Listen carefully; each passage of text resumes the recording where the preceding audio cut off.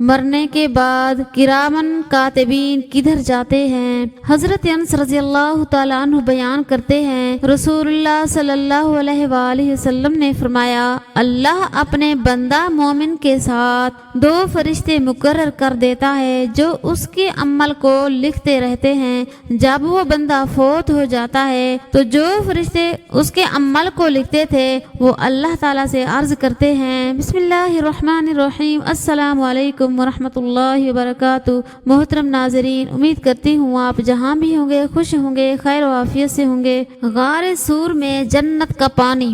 حضرت سیدنا ابو بکر صدیق رضی اللہ تعالیٰ عنہ کو غار سور میں جب سخت پیاس لگی تو حضور نبی اکرم صلی اللہ علیہ وآلہ وسلم نے فرمایا، غار کے اندر تک جاؤ اور پانی پی آؤ۔ حضرت ابو بکر صدیق رضی اللہ تعالیٰ عنہ غار کے اندر گئے اور دودھ سے زیادہ سفید، شہد سے زیادہ میٹھا اور مشک سے زیادہ خوشبودار پانی پی کر آئے۔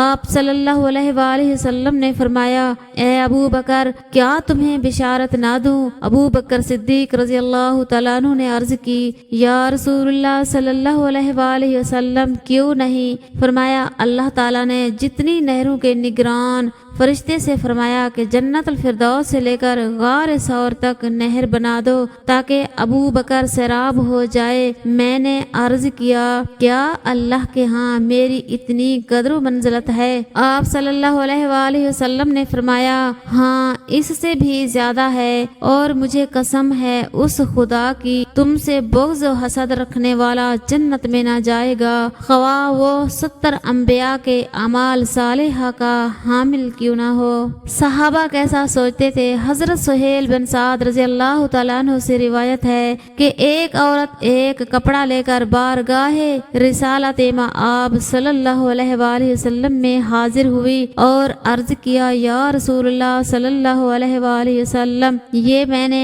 آپ صلی اللہ علیہ وآلہ وسلم کو پہنانے کے لیے اپنے ہاتھ سے بنا ہے۔ آپ صلی اللہ علیہ وآلہ وسلم نے وہ کپڑا ضرورت سمجھتے ہوئے لے لیا۔ پھر آپ صلی اللہ علیہ وآلہ وسلم، ایک آدمی نے عرض کیا، یا رسول اللہ صلی اللہ علیہ وسلم، آپ یہ کپڑا مجھے پہنا دیں؟ فرمایا، ہاں۔ پھر آپ صلی اللہ علیہ وآلہ وسلم گھر تشریف لے گئے اور اس کپڑے کو اتارا اور مانگنے والے کے لیے بھیج دیا۔ لوگوں نے کہا، تو نے نبی کریم صلی اللہ علیہ وآلہ وسلم سے کپڑا مانگا، حالانکہ تجھے پتا تھا کہ حضور صلی اللہ علیہ وآلہ وسلم سائل کو خالی نہیں موڑا کرتے۔ اس نے کہا، اللہ کی قسم، میں نے یہ کپڑا نہیں مانگا مگر صرف اس غرض کے لیے کہ یہ کپڑا میری موت کے وقت میرا کفن ہو۔ حضرت سہیل رضی اللہ تعالیٰ عنہ فرماتے ہیں، وہی کپڑا اس شخص کے لیے کفن بنایا گیا۔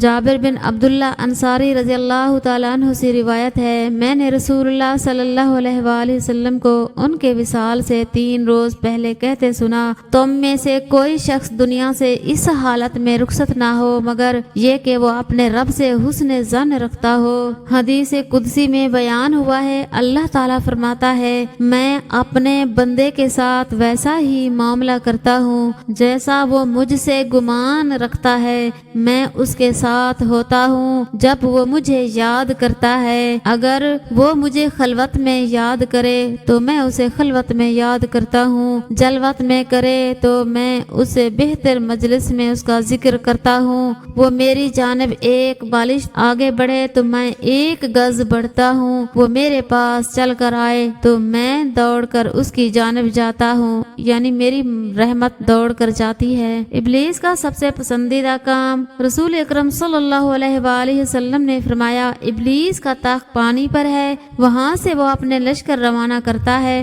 اس کے نزدیک سب سے زیادہ پسندیدہ شیطان وہ ہوتا ہے جو سب سے زیادہ لوگوں میں فتنہ ڈالتا ہے۔ اس کے لشکر میں سے ایک آ کر کہتا ہے، میں نے ایسا ایسا کیا ہے، وہ سردار کہتا ہے، تم نے کچھ بھی نہیں کیا۔ پھر ان میں سے ایک آ کر کہتا ہے، میں نے ایک میاں بیوی کے درمیان جھگڑا کرا دیا ہے، وہ اس کو اپنے قریب کر کے کہتا ہے، ہاں تم نے بہت اچھا کام کیا ہے، اور اس کو گلے لگا لیتا ہے۔ میاں بیوی میں اختلاف پیدا کرنا شیطان کے نزدیک سب سے بہتر کام اس لیے ہے کہ ان کے اختلافات سے صرف دو انسانوں ہی کے درمیان نہیں بلکہ دو خاندانوں کے درمیان ہو جاتے ہیں، جس کے نتائج بہت ہی برے نکلتے ہیں۔ لہٰذا میاں بیوی کو ایسے موقع پر اعوذ باللہ من الشیطان الرجیم پڑھنا چاہیے۔ حضرت شیخ شبلی رحمۃ اللہ علیہ بیان فرماتے ہیں، ایک دفعہ میرا ایک ہمسایہ فوت ہو گیا۔ میں نے اسے خواب میں دیکھا اور پوچھا تمہارے ساتھ اللہ نے کیسا معاملہ کیا؟ اس نے جواب دیا، بڑے خوفناک مناظر میرے سامنے آئے۔ منکر نکیر کے سوالات کا وقت بڑا کٹھن اور دشوار گزرا۔ اچانک مجھ سے کہا گیا دنیا میں تیری زبان بیکار رہی اس لیے تجھے مصیبت آئی ہے۔ عذاب کے فرشتوں نے جب مجھے عذاب دینے کا ارادہ کیا تو ایک نوری پیکر جس کے جسم سے خوشبو آ رہی تھی حائل ہو گیا۔ وہ مجھے منکر نکیر کے سوالات کے جوابات پڑھاتا گیا۔ اس طرح میں کامیاب ہو گیا۔ میں نے اس نوری پیکر سے پوچھا آپ کون ہیں؟ اس نے جواب دیا میں تیرا وہ درود پاک ہوں جو تو دنیا میں اللہ کے حبیب صلی اللہ علیہ وآلہ وسلم پر پڑھا کرتا تھا۔ اب تو فکر نہ کر، میں قبر، حشر اور پل صراط میں نیز ہر مشکل مقام پر تیرے ساتھ رہوں گا اور تیری مدد کروں گا۔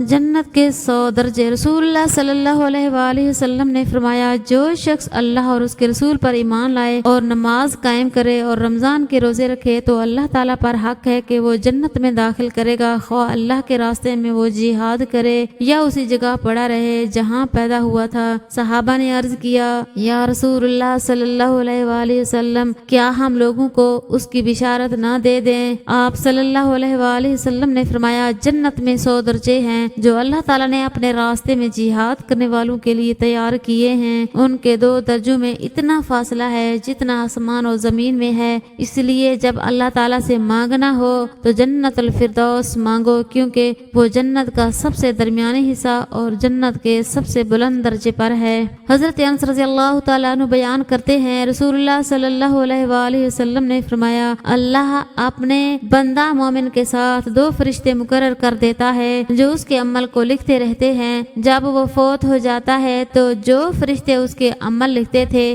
وہ اللہ تعالیٰ سے عرض کرتے ہیں تو اب ہمیں اجازت دے ہم آسمان پر چڑھ جائیں۔ اللہ تعالیٰ فرماتا ہے میرا آسمان فرشتوں سے بھرا ہوا ہے جو میری تسبیح کر رہے ہیں۔ وہ عرض کریں گے تو کیا ہم زمین پر قیام کریں؟ اللہ تعالیٰ فرمائے گا میری زمین میری مخلوق سے بھری ہوئی ہے جو میری تسبیح کر رہی ہے۔ وہ کہیں گے پھر ہم کہاں جائیں؟ اللہ تعالیٰ فرمائے گا تم میرے اس بندے کی قبر پر قیام کرو اور سبحان اللہ، الحمدللہ، اللہ اکبر اور لا الہ الا اللہ پڑھو اور قیامت تک اس کو میرے اس بندے کے لیے لکھتے رہو۔ سبحان اللہ العظیم۔ اللہ تعالیٰ کی کیا بندہ نوازی ہے، سبحان اللہ۔ اللہ پاک ہم سب کو نیک عمل کرنے کی توفیق عطا فرمائے، آمین۔